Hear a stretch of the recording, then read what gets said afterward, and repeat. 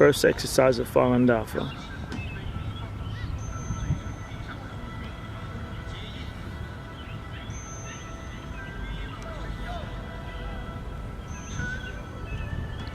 Also known as Falun Gong.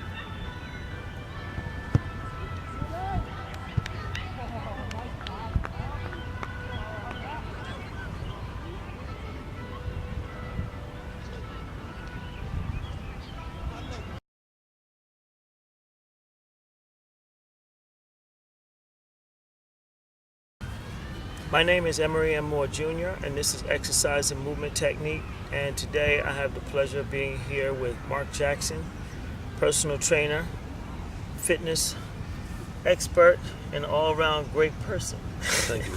Thank you for doing this. I know you got a busy schedule, and I really appreciate you coming out to the wilds of Brooklyn. My pleasure. I used to live here. Well, we hope you come back soon.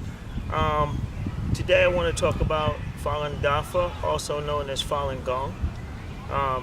It's an internal cultivation exercise, or what people call Qigong, colloquially. Haven't featured any kind of meditation exercises, and so I'm really excited about being able to talk to this because I haven't been able to show anybody, the internal side. So, how long have you been practicing Falun Dafa or Falun Gong? I started in 2001. Okay, that's a good piece of time. Yeah. So, in terms of the health benefits, what drew you to practicing it? Because I know you have been doing martial arts, right? You have a martial arts background, weightlifting, you're a personal trainer. Is there anything? What else have you done for your? Am I missing anything? No. I had gotten interested in Qigong practices just from a long search for ways to build up energy. Okay. And also to find a good meditative practice. So I'd gotten a tip on a form of Qigong called Dan Hak, which is Korean. Okay. And I studied that for a little bit, but it's incredibly complex. All the movements are very complex, and I was like, this is a little bit too much learning. I don't feel like doing this. I had heard that Qigong was a little more simple. And, right. And then I went in the opposite direction. I studied Neigong, which is the energy system behind Tai Chi Chuan, the fighting style. But that was brutal. It was simple, but they had a horse stance where you crouch down low and you do the wheel holding posture in a deep knee bend for 25 minutes straight. And everybody had a little pool of sweat around them. People were making little screaming noises of pain. I was like, okay, the other one was too complicated. This is too intense. I don't need this much intensity. I don't need this much relaxation, right? It's killing me. Yeah, so I was like, I was kind of at an impasse there, and I was like, what's that Falun Gong stuff I've heard about? Qigong, Falun Gong. I looked it up on the internet, and I bought the book Falun Gong, and when I read that, I was sold, because it lined up with a lot of the things that I had come to in terms of philosophy. And I was a philosophy major in college, and I did the whole Western thing, and then I got into the Eastern thing, and it's lined up with a lot of my beliefs. And then I tried the exercises, and they just pretty much blew my mind. The first week that I was practicing, I got by with about 1 or 2 hours of sleep a night, and then I would get up, I'd lie down for an hour, wake up an hour later, have so much energy, I'd just be up doing stuff and just run around all day, and have so much energy that I would forget to eat. You know, it'd be like 12 o'clock midnight. I was like, I don't think I ate today.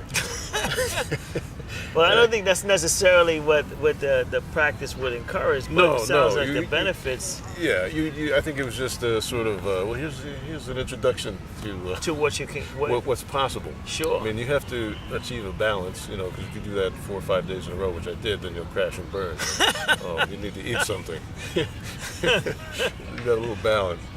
But the power was there. The power was there. It's still there. You know, if I get a good run of daily practice, I will need maybe about 3-4 hours of sleep and feel pretty good. Okay, so let's talk a little bit about what practice is. It is a daily practice. It doesn't necessarily need to be daily. I mean, if you're super busy and you practice every other day, it has a mechanism that will continue to work on you while you are not practicing. Okay. The idea is to be as diligent as possible in practice every day, and then you will get the most out of it. But it has benefits far beyond any of the other Qigongs that I've tried, in terms of it will keep going. You know, there's a mechanism that keeps going. How many exercises are there total?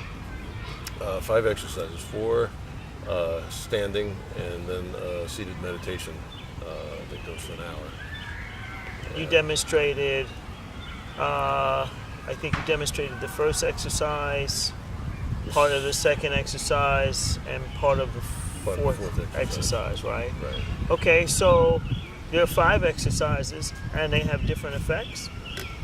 Could you give us a general overview of what the exercises are or do? The first is a series of stretches that, if people are familiar with the Chinese medicine terms of meridians, okay, they open everything up, and there's more of a chi flow. You hold these poses, and then you release the body, and it has sort of an effect of like taking a sponge and putting it in water and letting it go, and it sucks in the water. That's sort of that tension and release will bring in the chi flow. And so that's the first exercise. The second exercise is a bunch of static poses that are deceptively easy. When I ran a practice site, people would come up and they would just sort of, tourists walking by, they'd kind of jump in like, oh, I can do this. And then after about 15 seconds, they notice, oh, maybe this isn't so easy. If you hold your arms up like this for 30 seconds, your shoulders start talking to you. Right. And then if you hold them for 7 minutes, it's challenging. So each part, because we only had the time to show a part of the second exercise, so you would be holding each of those wheel postures for how long? For about 7 minutes. For about 7 minutes. So the total basic practice for that second exercise would be somewhere in the neighborhood of a half an hour. Right. And during that time, what's going on in your mind? What's going on in your body? So you're standing there. Well, it's essentially it's a standing meditation. Okay. All of the 5 exercises are intended to be done without thought content, and try to keep the mind as empty as possible, which is another big challenge. I was lucky in that I came to this from various other types of meditation practices, so I had a background in quieting the mind down. It's a little challenging for newcomers. But I have a client. She's a high-powered corporate lawyer, type A, super busy all the time. She's like, I cannot meditate. I said, you can sit down and be quiet for 1 minute. You can do that. She's like, I could try 1 minute. Now she's doing a half hour on her own, and feeling the benefits. Well, it sounds like it's like everything else. You have to practice it, and then you get better at it. I mean, I think that there's a misconception when it comes to meditation that you would suddenly be able to reach a tranquil state, even though you may have never done anything before. And that, to me, doesn't really mesh with anything I've ever studied. Anything I've ever done requires time to become proficient at it. And I mean, you may get benefits initially, right? If you're doing any exercise routine, you'll get some kind of a benefit initially because you're exerting yourself, but to become proficient takes time, especially something that, there's something to develop. Right. And from my understanding, you're developing quite a bit when you're doing internal exercises. Can you talk a little bit about, quieting of the mind and what that means in terms of the mental aspect of doing the exercises? Because that's something that I don't think I've had addressed actually in any of my broadcasts. What is meditation to you? Because that's a big word for a lot of people. I say meditation, what does that mean? A lot of people have no reference point. Right. I have another couple of clients, men, also high-powered type A's, who beginning to see the trend here. Yeah, it's Manhattan people with the high jobs and the making lots of money and hopefully. These are. I got you. Well, they have to be able to pay your exorbitant fees. I wish they were more exorbitant. Well, the men especially, they like to say, well, I have a meditation practice. So, well, really? Well, what do you do? I said, well, I like to jog. I run. That's my meditation. I'm like, okay, that can be considered a form of meditation, but in the end, jogging is jogging, and meditation is meditation.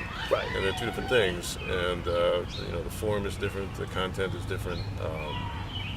The other guy's like, well, I play my guitar. That's my form of meditation. No, guitar playing is guitar playing, meditation is meditation.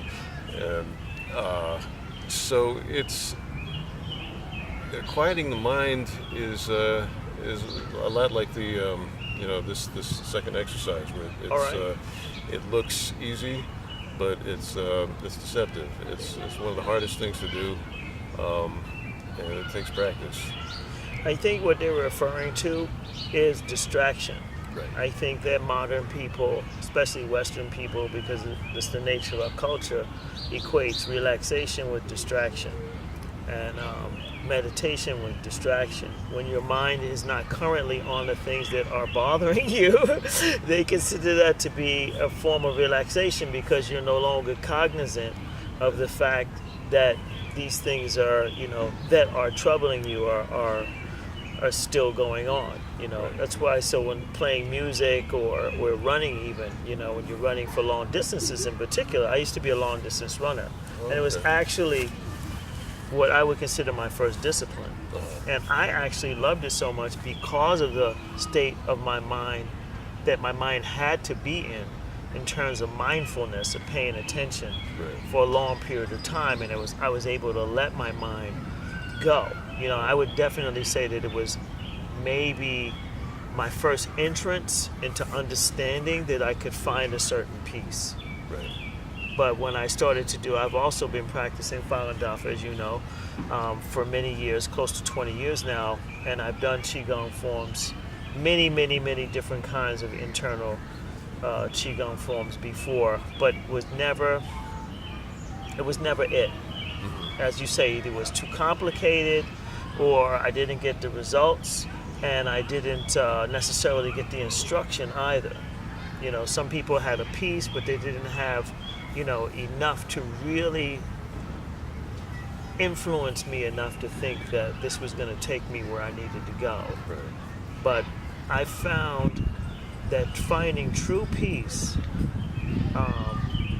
that requires some some practice that requires some effort. Yeah. Yeah. Some effort. Yeah. And it requires the stillness, because those activities are also done in motion. Right. Sitting still, standing still, as you say, is a whole different challenge. Right.